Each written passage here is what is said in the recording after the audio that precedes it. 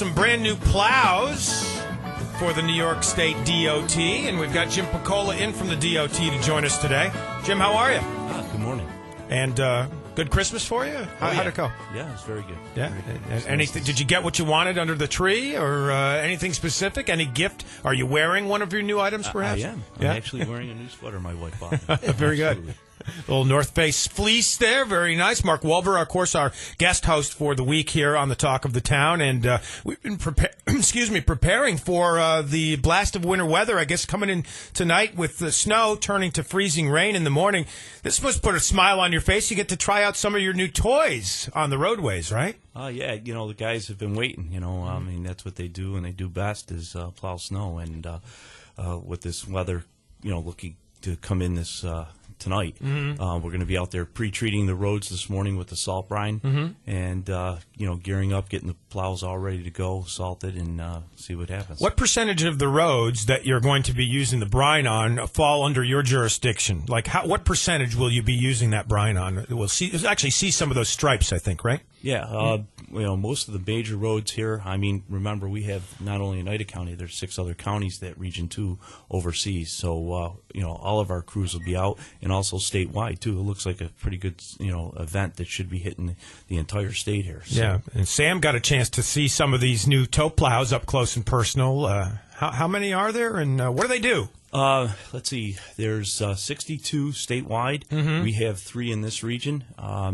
They'll be stationed, one at our Herkimer residency, which will be working on 5S between Utica and Herkimer or Frankfurt. The other ones will be here in Oneida East, doing 49, and then the other side of 49 out of Oneida West. So that's where those areas, those type of plows lend themselves to that type of road. As you can see, two-lane, pretty, no driveways, no nothing like that. They pretty much fly right down through. Is the whole arterial state, is that all yours? What we call the arterial 8 and 12, those roads? Yes. That's all New York State? New York State DOT, yeah. All the way? Yeah, all the way. The whole distance? Yes. Yeah. When you say you pre-treat the roads with a brine, what is that? You put that on, how far ahead of time do you do it, and what does it consist of? Yeah, basically it's the rock salt that we use on the roadway. We have a couple of areas where they actually, water over the existing salt. It drips down, and what you have is salt water. That water is put into our trucks. On the side of the plows, you see there's these containers, and then what happens is not only do we use it to put directly down onto the road, as the salt is dispensed out of our trucks too, it's sprayed onto the salt so the salt sticks to the roadway. And then there's the actual brine truck where that salt water is dripped onto the roadway and pre-treats it. Usually you do it before an event, 10 to 12 hours before. Yeah, these tow plows, Sam got a look at them up close and personal. Pretty impressive devices, right? Yeah, they're about, the size of a tractor trailer, and they're able to cover 2 lanes at once, right? So it's kind of helping save on manpower and get guys elsewhere so they don't have to do the 2x2 anymore, right? This is correct, yep. Usually when our guys plow, it's what they call echelon.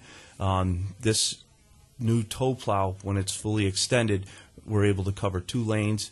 And, like I said, it's pretty quick. Plus, it also throws down salt.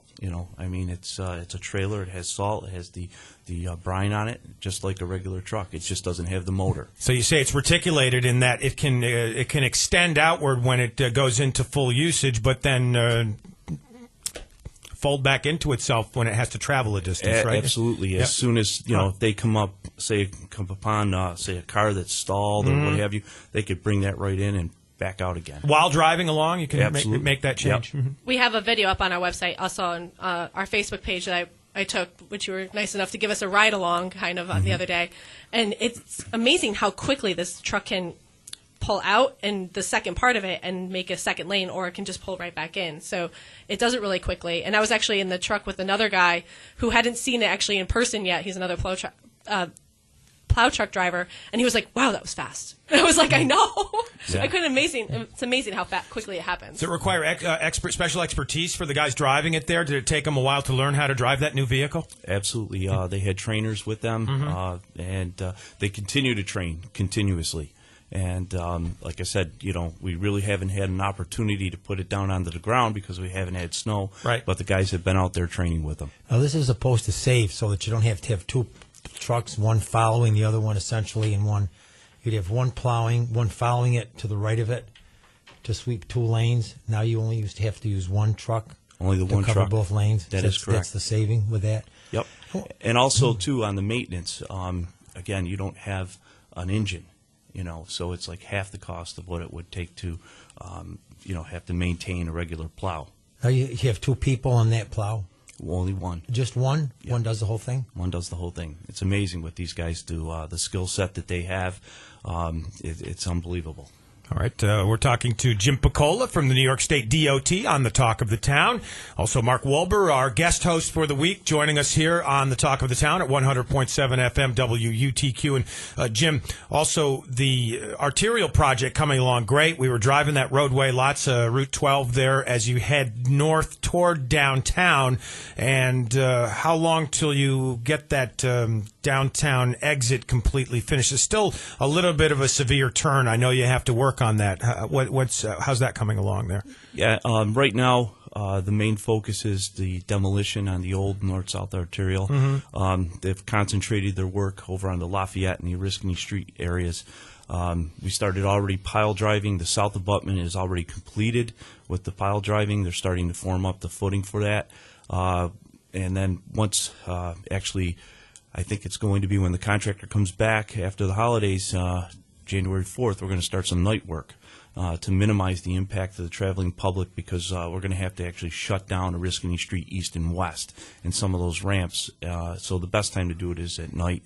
So like I said, we minimize the impact to the traveling public. Yeah, temporary exit, a little bit of a severe curve right now. Will that be more of a gradual curve when everything's done? Oh, absolutely. That's just temporary. When the actual ramps, the finalized ramps come in, it'll be much smoother transition. Again, you're being pushed all the way to the west. As soon as those other 2 bridges, the Lafayette and the Oriskany Street bridges, are built out, then it's going to be much gradualer curve. Yeah. Yeah. I've always been curious about this, and maybe you can help me and other people who might wonder about this. When these projects go on, are the people who are working on these, are these all private contractors, and to what extent are state employees who are actually employees of New York State involved in the project, and to what extent is it private contractors or they're private employees who are doing the work? I always wondered what the mix is between state employees and the private contractor. Yeah, in the initial phases, it depends. Sometimes we do go out to a private consultant for the design work, but this project here was mostly designed in-house by state employees. Then once the project is designed and goes out to bid, then it's private contractors that bid on these. And then projects. the state just oversees it to be sure that they're complying with the contract? Absolutely. Yep, that's correct. How many state employees in a job like this would you say that there are who have to oversee what's going on? Let's see. We have probably about 8 to 10 inspectors out there. And that's full-time? Full-time. Just on this project? Just on that project. And we have an EIC that oversees them, but then we have the support of all our different groups.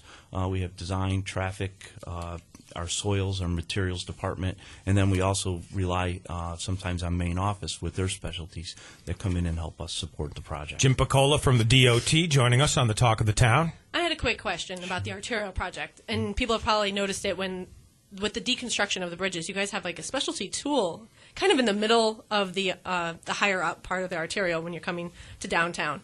And it looks like it's a drill, but it's breaking down the old bridge, right? Yep. What is that thing? It's an excavator, and it has what they have a home ram on the front of it. What is that? What? A hoe ram. Okay. Okay. It's very similar. Sounds to dirty, but isn't.